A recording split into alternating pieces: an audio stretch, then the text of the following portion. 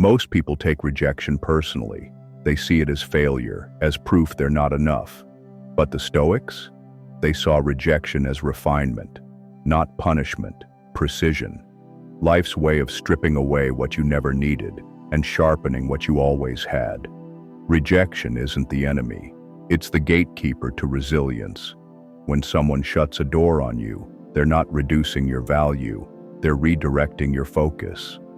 That's what Marcus Aurelius meant when he said, "The impediment to action advances action. What stands in the way becomes the way." You don't grow by being accepted. You grow by being denied and choosing to rise anyway. Rejection trains your mind to detach from outcomes and attach to effort. It teaches you that your worth doesn't decrease when someone can't see it. It increases when you learn not to need their vision. And when that lesson clicks, rejection stops hurting and starts building. You stop chasing approval and start earning self-respect. Rejection is a mirror. It doesn't reflect your flaws. It reflects your fears. It shows you where your ego is still in control. The Stoics knew that pain is not to be avoided. It is to be understood. When you feel the sting of rejection, don't run from it. Sit with it. Study it. Let it reveal what you're still attached to. Because behind every painful no is an opportunity for self-mastery. Seneca said, "We suffer more often in imagination than in reality." Most of the pain of rejection comes from the story you attach to it, not the rejection itself. You tell yourself you're not good enough. You assume this one outcome defines you. That is the trap. But the Stoic flips the frame. He says, "This pain is showing me where I still need growth. This discomfort is my training ground." He doesn't avoid rejection. He leans into it. Because each time you're denied and you hold your center, you become more dangerous, more focused, more free. And over time, you start to realize, the more rejection you face, the stronger your inner foundation becomes. Not despite the pain, but because of it. The Stoic doesn't chase comfort. He chases clarity. And rejection is one of the clearest signals life gives you. It reveals what's real and what's illusion. When something falls apart, a relationship, a deal, an opportunity, it's not the end. It's exposure. It's truth. And that's priceless. You see, most people are addicted to being liked. They mold themselves into what others approve of. But the Stoic, he's addicted to being true. And sometimes truth repels. Sometimes truth offends. That's fine, because the goal isn't to be accepted by everyone. It's to be respected by the only one who truly matters, yourself. And if you're serious about building that kind of power, the quiet, unshakable kind, make sure you subscribe and hit the bell. This channel is here to build not just your mindset, but your fortitude. If you're still watching, it means you're not like most. You're ready to stop breaking from rejection and start being rebuilt by it. Rejection isn't just something to survive, it's something to use. When the Stoics faced personal setbacks, they didn't dwell on what was lost. They focused on what could now be gained. That's the mindset shift most people never make. They stay stuck in the loss.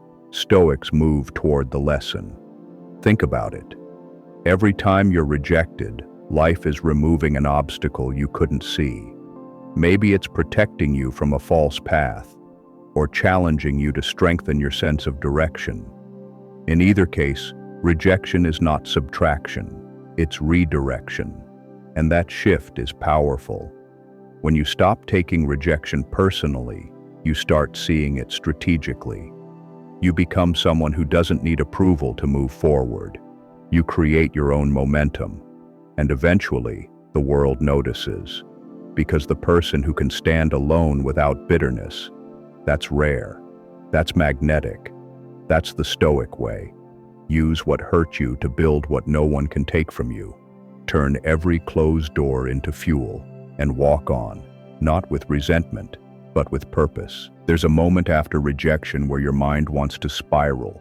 to overthink, to question everything. That's the danger zone. Because if you let those thoughts run wild, you don't just experience rejection, you relive it, over and over. The Stoic doesn't allow that. He creates a hard stop, a mental boundary. He says, this is where the pain ends and the growth begins. Marcus Aurelius wrote, "You have power over your mind, not outside events. Realize this, and you will find strength." Rejection is an outside event, but the storm it creates inside you, that's where your power is tested. And every time you regain control, your mental armor gets thicker. The people who rise in life are not the ones who never fall. They're the ones who learn quickly how to stand back up, without begging, without blaming, without broadcasting their pain. That quiet comeback, that's the Stoic flex. No need for revenge, no need for sympathy. Just growth, calm, unshakable growth. And maybe that's the real reason rejection feels like death at first. Because it's killing a version of you that was dependent on things you didn't need. That's not loss, that's evolution. Now ask yourself this: what if rejection is the exact pressure you need to become who you're meant to be? The Stoic doesn't just endure rejection, he transforms it. He doesn't suppress his pain, he studies it, shapes it. He turns the sharpness of failure into the edge of discipline.